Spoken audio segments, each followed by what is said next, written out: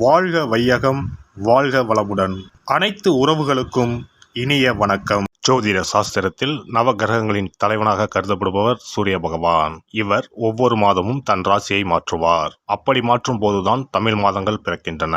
அந்த வகையில் நடைபெறும் விசுவாவசு ஆண்டு மார்ச் மாதம் 15ஆம் தேதி ஞாயிற்றுக்கிழமை அன்று ஏகாதசி திதியில் திருவோணம் நட்சத்திரத்தில் பரிகம் நாமயோகத்தில் பாலவம் கரணத்தில் சித்தயோகம் கூடிய நன்னாளில் இந்த மகத்தான பங்குனி மாதம் பிறக்கின்றது.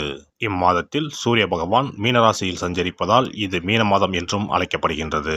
இம்மாத கிரகநிலைகள் என எடுத்துக்கொண்டால் மீனராசியில் சுக்கிரன், சூரியன், சனி பகவான் உள்ளனர். கும்பராசியில் செவ்வாய் பகவான், புதன் பகவான், ராகு பகவான் உள்ளனர். மிதுன ராசியில் குரு பகவானும், சிம்மத்தில் கேது பகவானும் உள்ளனர். இம்மாத கிரகப்பெயர்ச்சி என எடுத்துக்கொண்டால் சுக்கிர பகவான் பங்குனி மாதம் 13ஆம் தேதி மேசராசிக்கு பயிற்சியாகின்றார். செவ்வாய் பகவான் இம்மாதம் 18ஆம் தேதி கும்பராசியில் இருந்து மீனராசிக்கு பயிற்சியாகின்றார். புதன் பகவான் இம்மாதம் 23ஆம் தேதி சனி வீடான கும்பத்தில் இருந்து குரு வீடான மீனத்திற்கு செல்கிறார். இந்த கிரகங்களின் பெயர்ச்சியால் இம்மாதம் உங்களுக்கு எவ்விதமான பலன்கள் கிடைக்கப் போகிறது, அது சாதகமாக அமையுமா இல்லை பாதகமாக அமையுமா என்பதனை பற்றி காண்போம். பிறக்கப் போகும் இம்மாதத்தில் ஒரு சில ராசிக்காரர்களின் சிக்கி சீரழிந்த வாழ்க்கை பயணம் மாறப்போகிறது. மனக்கசப்பில் வாழ்ந்து வந்த உங்களுக்கு இனி வசந்த காற்று வீசப்போகிறது. எதிரில் எமனே வந்தாலும் சிவனின் அருளால் எதிர்த்து நின்று போராடும் பலம் உங்களை வந்து சேரும். உங்கள் பிறப்பு ஒரு சாபக்கேடு அல்ல, அது சரித்திரம் படைக்கப் போகிறது. வரும் வாய்ப்பினை சரியாக பயன்படுத்தி கொண்டு உங்கள் வாழ்வில் வளமும் நலமும் செல்வ செழிப்பும் பெற்று வாழ்வில் உயரிய நிலையை அடைய வேண்டும். தனது நேர்மையான குணத்தால் வாழ்வில் வெற்றி வாகை சூடும் விருச்சிக ராசி அன்பர்களே, இந்த மாதம் வரவுக்கு ஏற்றாற் போல செலவுகள் இருக்கும். சில தடைகள் ஏற்பட்டாலும் சாதகமான பலன் வரும். விரும்பியது கிடைக்கும். அதே நேரத்தில் அதற்காக கூடுதலான முயற்சிகள் மேற்கொள்ள வேண்டியிருக்கும். பயணத்தில் தடங்கல்கள் ஏற்படலாம். மனதில் ஏதாவது ஒரு கவலை இருந்து கொண்டே இருக்கும். வாய்க்கு ருசியான உணவுகள் கிடைக்கும். உடல் ஆரோக்கியத்தில் மட்டும் கவனம் தேவை. வீண் செலவுகள் உண்டாகலாம். தொழில் வியாபாரத்தில் லாபம் குறையும். பணவரத்து சீராக இருக்கும். ஆர்டர்கள் வருவது தாமதப்படும். வாடிக்கையாளர்களிடம் அனுசரித்து செல்வது நல்லது. வியாபாரத்தில் இதுவரை இருந்து வந்த போட்டிகள் குறையும். உத்தியோகத்தில் இருப்பவர்களுக்கு வீண் அலைச்சல் ஏற்படும். சக ஊழியர்களிடம் இருந்து வந்த மன வருத்தங்கள் நீங்கும். மேல் அதிகாரிகள் சொன்ன வேலையை செய்து முடிப்பதில் ஆர்வம் காட்டுவீர்கள். குடும்பத்தில் வீண் குழப்பம் ஏற்பட்டு நீங்கும். வாழ்க்கை துணையின் பேச்சை கேட்டு செயல்பட வேண்டி இருக்கும். கணவன் மனைவிக்கு இடையே வாக்குவாதங்களை தவிர்ப்பது நல்லது. பிள்ளைகளுடன் அனுசரித்து செல்வது நல்லது. உறவினர்கள் நண்பர்கள் மூலம் கிடைக்கும் உதவிகள் தாமதப்படும்.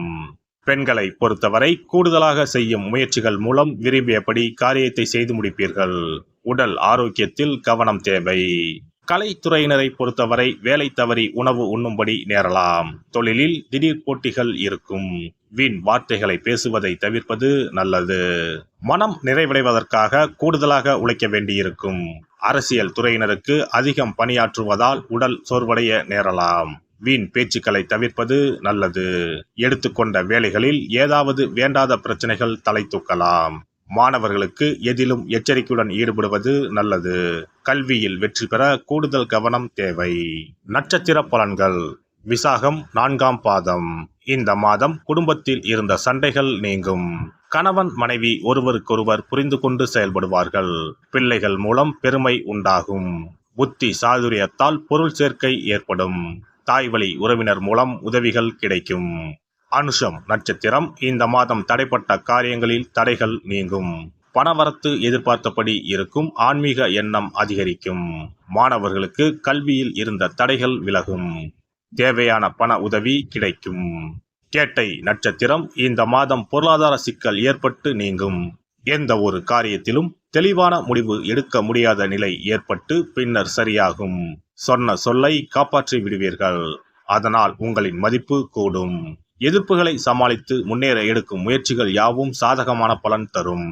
கந்த சஷ்டி கவசம் சொல்லி முருகனை வணங்கி வர எதிர்ப்புகள் நீங்கும். கஷ்டங்கள் குறையும். சிறப்பு தொகுப்பு. கண் திருஷ்டிகள் அகன்று தடைப்பட்டு கொண்டிருக்கும் காரியங்கள் நிறைவேற செய்ய வேண்டிய பரிகாரம் என்ன என்பதனை பற்றி காண்போம். வாழ்க்கையில் நல்ல நிலையில் இருந்தவர்கள் கூட திடீரென்று பொருளாதாரம் இழந்து மன கஷ்டங்களுடன் வாழும் நிலை ஏற்படும். இந்த நிலை எதனால் ஏற்பட்டது என்று ஆராய்ந்து பார்த்தால் பெரும்பாலும் அவர்களின் மீதான கண் திருஷ்டிதான் காரணமாக இருக்கும். கல்லடி பட்டாலும் கண்ணடி படக்கூடாது என்று சொல்வார்கள் அல்லவா, அது உண்மைதான். இது போன்ற பிறரின் பொறாமை கொண்ட கண் திருஷ்டியினால் பலரின் வாழ்க்கை சிரமத்திற்கு ஆளாக நேரிடும். இது போன்ற கண் திருஷ்டிகளிலிருந்து எப்படி தப்பிப்பது? இருக்கவே இருக்கிறது எளிதாக கிடைக்கும் ஊமத்தஞ்செடி. தெய்வ சக்தி நிறைந்த செடியாக கருதப்படும் ஊமத்தஞ்செடியின் காய், பூ, இலைகள் என அனைத்தும் தீய சக்திகள் விரட்ட பரிகாரத்துக்கு பயன்படுகிறது. பொதுவாக ஊமத்தம் காய்க்கு கெடுதலை அகற்றக்கூடிய சக்தி உண்டு. நம் வீட்டில் உள்ள எதிர்மறை சக்தியை அகற்றுவதற்கு ஊமத்தங்காய் தீபம் சிறந்த பரிகாரமாகிறது. தெய்வீக மகத்துவம் நிறைந்த ஊமத்தங்காய் மற்றும் பூவையும் எடுத்துக்கொள்ளுங்கள். வீட்டுக்கு அருகில் இல்லை என்றால் நாட்டு மருந்து கடைகளில் கிடைக்கும். இந்த 2 பொருட்களையும் மஞ்சள் தண்ணீரை கொண்டு நன்றாக கழுவி விடுங்கள். சிறிது நேரம் அவற்றிலுள்ள ஈரம் போக ஆறவிட்டு பிறகு அவற்றை ஒரு மஞ்சள் துணியில் குலதெய்வத்தை வேண்டி ₹1 நாணயத்தோடு சேர்த்து முடிந்து வீட்டின் நிலைப்படியில் கட்டி தொங்க விடுங்கள். இந்த முடிச்சை வெள்ளிக்கிழமை அல்லது ஞாயிற்றுக்கிழமைகளில் தயார் செய்து வாசல் படியில் கட்டுவது சிறப்பு. தினமும் வீட்டில் தீபம் ஏற்றி காண்பிக்கும் போது இந்த முடிச்சுக்கும் காண்பிக்கவும். இதேபோல் ஊமத்தம் இலைகள் கிடைத்தால் அந்த இலைகளை சுத்தமான மஞ்சள் தண்ணீரில் கழுவிவிட்டு அவற்றை கொண்டு வீட்டில் இருக்கும் விநாயகருக்கு திங்கள் கிழமைகளில் தொடர்ந்து அர்ச்சனை செய்து வர வேண்டும். ஊமத்தம் பூவையும் விநாயகருக்கு சூட்டலாம். 3 வாரங்கள் தொடர்ந்து திங்கள் கிழமைகளில் விநாயகருக்கு ஊமத்தை இலையால் அர்ச்சனை செய்து ஊமத்தம் பூவை சூட்டி வழிபட்டால் வீட்டில் உள்ள கெட்ட சக்தி நடமாட்டம் மற்றும் கண் திருஷ்டிகள் தீரும். ஊமத்தம் செடியும் சிவபெருமானுக்கு உகந்த இலை ஆகும். இந்த ஊமத்தங்காய் வைத்து சிவபெருமானுக்கு தீபம் ஏற்றி வழிபடுவதன் மூலம் நமது பிரச்சனைகளில் இருந்து எளிதாக விடுபட முடியும். முதலில் 2 ஊமத்தங்காய்களை எடுத்துக்கொள்ள வேண்டும். அவற்றின் மீது முட்கள் இருப்பதால் மிகவும் கவனமாக கையாள வேண்டும். ஊமத்தங்காயின் காம்பு பகுதிகளை வெட்டி கொண்டு கத்தியை பயன்படுத்தி ஊமத்தங்காயின் உள்ளே இருக்கும் விதை பகுதியை முழுவதுமாக நீக்கிவிட வேண்டும். பின்னர் 2 அகல் விளக்குகள் மற்றும் விளக்கு வைப்பதற்கான 2 தட்டுகளை எடுத்து சுத்தம் செய்து அவற்றிற்கு மஞ்சள் குங்குமம் போட்டு வைத்துக் கொள்ள வேண்டும். பின்னர் 2 தட்டின் மீதும் ஒவ்வொரு அகல் விளக்கை வைத்துக் கொள்ள வேண்டும்.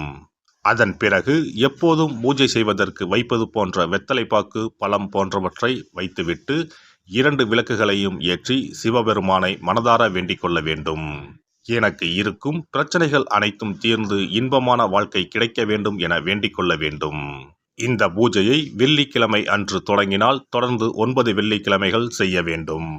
ஊமத்தங்காயின் மீது எவ்வாறு முட்கள் இருக்கிறதோ அதுபோல நமது வாழ்க்கையில் இருக்கும் முட்கள் போன்ற பிரச்சனைகளை அவை தீர்த்து வைக்கின்றன. இந்த பூஜையை நாம் தொடர்ந்து செய்து வருவதால் நம் மீது இருக்கும் கண் திருஷ்டிகள் அகன்றுவிடும்.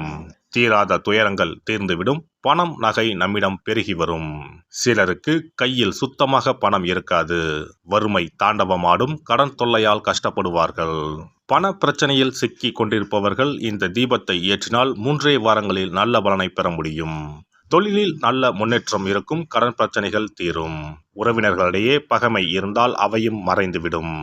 நோய்வாய் உள்ளவர்கள் இந்த தீபத்தை ஏற்றுவதன் மூலம் நல்ல பலனை பெற முடியும். பொதுவாகவே எந்த பரிகாரம் என்றாலும் அதை முழு நம்பிக்கையுடன் செய்தால் மட்டுமே முழு பலன் கிடைக்கும் என்பதை நினைவில் கொள்ளுங்கள். எல்லாம் வல்ல இறையருளால் நீங்களும் உங்கள் அன்பு குடும்பமும் உடல் நலம், நீலாயுள், நிறை செல்வம், உயர் புகழ், மெய்ஞானம் ஓங்கி வாழ்க வளமுடன். இந்த வீடியோ பதிவு உங்களுக்கு பிடித்திருந்தால் லைக் பண்ணுங்க, கமெண்ட் பண்ணுங்க, ஷேர் பண்ணுங்க, மறக்காம சப்ஸ்கிரைப் பண்ணுங்க, பக்கத்துல இருக்கிற பெல் பட்டனை கிளிக் பண்ணுங்க. நன்றி, வணக்கம். ஓம் நமச்சிவாய. சிவாய நம.